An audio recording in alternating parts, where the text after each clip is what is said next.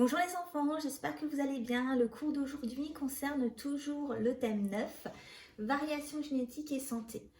Pour le cours d'aujourd'hui, nous allons voir le grand 4, variation génétique bactérienne et résistance aux antibiotiques, et on va essayer de commencer à répondre à la question qu'est-ce que la résistance aux antibiotiques et en quoi est-ce un problème de santé publique.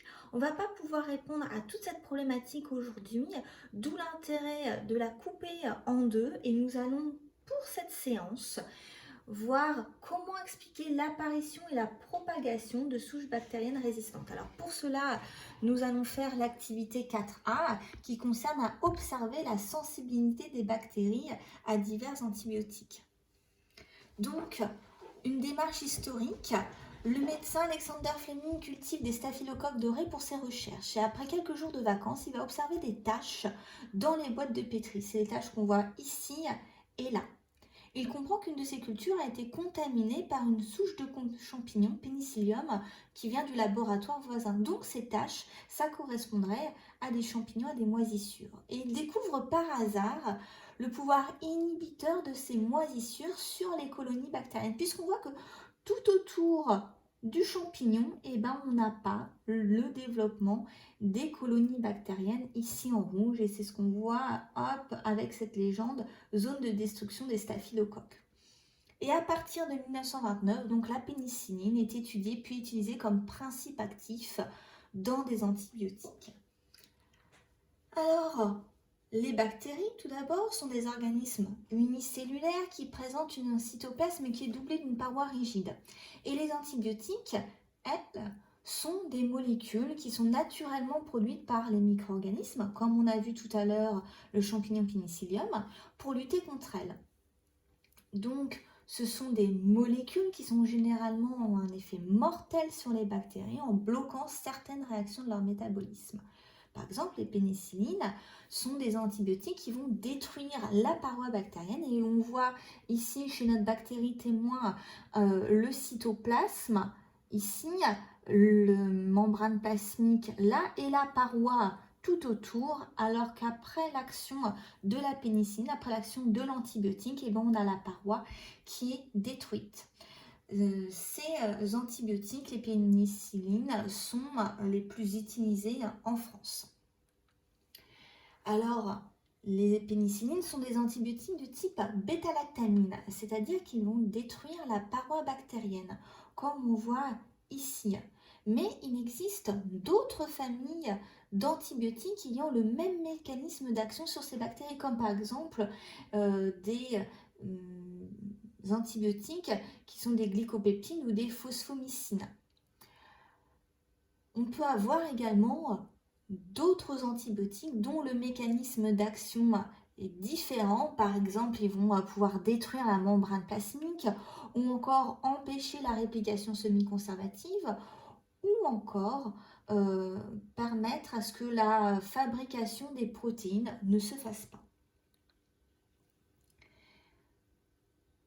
Cependant, certaines bactéries fabriquent des bêta-lactamases. Donc ce sont des enzymes qui sont capables d'empêcher l'action des bêta-lactamines. De même, d'autres moyens de défense existent, ce qui limite l'action des antibiotiques et leur confère une résistance. Alors tout d'abord, par rapport à cette première phrase, on voit ici les bêta-lactamases qui vont dégrader l'antibiotique. Ou alors d'autres moyens de défense, comme par exemple des protéines de transport membranaire qui vont expulser l'antibiotique, ou encore des protéines qui vont ajouter ou enlever des groupements d'atomes sur l'antibiotique. Alors tout ça ne peut se faire que si préalablement, au niveau d'une bactérie, on a l'expression de nouvelles protéines, c'est-à-dire de protéines qui vont pouvoir réaliser ces différentes actions. Et comment on peut avoir l'expression de nouvelles protéines? Les nouvelles protéines se forment uniquement si on a de nouveaux allèles. Or, de nouveaux allèles, ça veut dire qu'on a une mutation. Donc les mutations sont vraiment l'élément préalable pour avoir ces différentes actions qui sont ici. On plus spécifiquement, si on étudie au niveau d'une population bactérienne, et ben on a une population de bactéries qui est sensible à la pénicilline, qui est représentée en verte. Et on a l'apparition d'un mutant résistant, qui est représenté en rouge. Ici, je vous ai mis un imprimé écran de Génigène, un logiciel qui permet de comparer des séquences alléniques, et on voit les variations génétiques du gène SHV codant pour la bêta-lactamase, donc l'enzyme qui peut ou pas être fabriquée par les bactéries. Donc on a des bactéries sensibles ici au niveau de la première ligne et des bactéries résistantes à la pénicilline qui correspond à la deuxième ligne. Alors, si je fais le lien entre les deux, on aurait la première ligne, donc notre allèle pour les bactéries sensibles à la pénicilline qui serait donc l'ADN au niveau des bactéries vertes. Au niveau de la paire 700 de nucléotides pour ce gène, on a de la guanine en face de la cytosine. Alors que pour les bactéries résistantes, ici représentées en rouge, eh ben on a bien entendu le même gène, puisque nous sommes au niveau d'une bactérie de la même espèce. Or, à la place, au niveau de la 500e paire de nucléotides, d'avoir un G en face du C, eh ben on a de l'adénine en face de la thymine. Donc on a bien une mutation. Et cette mutation va conférer une résistance. C'est le premier point, la mutation. Par la suite, on peut traiter la pénicilline. Ici, donc seul le mutant résistant survit. D'où le titre effet d'un antibiotique sur les bactéries, puisqu'on va avoir des effets différents en fonction de l'information génétique des bactéries. Les bactéries qui ont ici au niveau de ce gène, au niveau de la 500e paire de nucléotides, un G en face du C, eh ben, elles vont mourir. Or, les autres qui vont avoir une information génétique différente, eh ben, elles vont résister à cet antibiotique et donc elles vont pouvoir se multiplier et permettre le développement d'une population de bactéries, ce qu'on appelle donc une colonie bactérienne.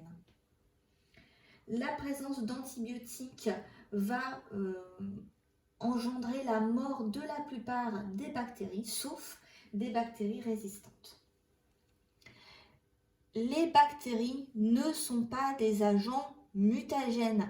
C'est parce qu'il y avait un choix entre des bactéries sensibles et des bactéries résistantes que les antibiotiques ont pu effectuer un tri et qu'il y a eu un choix des bactéries les plus adaptées à leur environnement. Pour finir, ici, l'idée c'est de montrer comme quoi on peut avoir un transfert d'informations génétiques entre une bactérie et une autre. Ici, vous avez des bactéries du genre Escherichia coli observées au microscope électronique à balayage et elles sont connectées entre elles grâce à des piliers. Pour voir ce qui se passe exactement au niveau de ces piliers, eh ben, vous avez un schéma ici. Vous avez deux bactéries représentées en rouge qui sont connectées donc par un pilus qui est le singulier de pili. On a l'information génétique en violet, mais en plus d'avoir cette information génétique, eh ben, on a des informations génétiques qui sont également circulaires et qui s'appellent des plasmides au niveau de notre bactérie. Donc, je rappelle, ce sont des êtres vivants qui n'ont pas de compartiment qu'on appelle des prokaryotes. Et on peut avoir une réplication de ce plasmide et également un transfert donc, de ce plasmide d'une bactérie à une autre. Et les deux bactéries vont avoir cette information génétique qui peuvent conférer donc une résistance à un antibiotique. Les bactéries peuvent s'accoler entre elles grâce à l'existence de pili présents à leur surface, noté ici. Un pont cytoplasmique s'établit entre les deux cellules, permettant ainsi le transfert d'un fragment d'ADN circulaire contenant différents gènes qu'on appelle donc un plasmide d'une bactérie à une autre. Parmi les gènes du plasmide peuvent se trouver un gène qui confère une résistance à un antibiotique. Suite aux indications que je vous ai indiquées ici, ce que je vous propose de faire, c'est l'activité 4A, la résistance aux antibiotiques. Et donc, par l'étude de 3 documents, vous devez, à l'aide des documents et de vos connaissances, expliquer les mécanismes qui favorisent la survie des bactéries résistantes. Et donc, c'est la première activité à faire. pour la suite, ce que je vous propose, donc, c'est un travail pratique, donc, qui est noté ici, où vous êtes un jeune médecin et vous recevez Raphaël qui a 16 ans et qui est atteint d'une forte fièvre. Et donc, vous lui diagnostiquez une infection bactérienne et vous prescrivez un antibiotique, la tétracycline.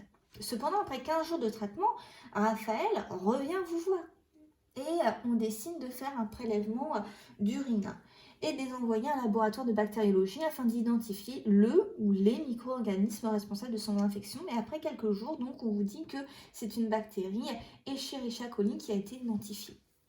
On cherche à expliquer la maladie persistante de votre patient et comment le soigner efficacement, d'où l'idée, donc grâce à l'étude du document que je vous ai montré ici, de pouvoir faire l'étape 1 qui consiste à indiquer votre protocole, l'étape 2 qui correspond à faire les boîtes ne va pas être possible, mais je vais vous donner les résultats que vous allez pouvoir analyser dans l'étape 3 et conclure pour répondre à notre problème dans l'étape 4. Donc, vous avez toutes les indications ici. Vous avez également le matériel et le protocole d'utilisation du matériel et comment on aurait pu réaliser ces antibiogrammes. Pour finir, nous allons donc passer à la conclusion. Qu'est-ce que nous avons appris grâce à la séance d'aujourd'hui? Eh bien, parmi les mutations spontanées ou induites par des agents mutagènes, on a vu qu'il existait différents agents mutagènes, comme par exemple les UV, eh ben, on va avoir aléatoirement dans la population des bactéries certaines mutations qui vont conférer une résistance à un antibiotique. Les mutations se font toujours au hasard et certaines vont toucher un gène qui peuvent conférer une résistance à un antibiotique, mais on ne va pas avoir par exemple nos rayons UV qui vont choisir spécifiquement un gène qui pourrait conférer une résistance. Donc c'est bien les mutations qui sont vraiment la première étape, puis après on peut avoir un tri.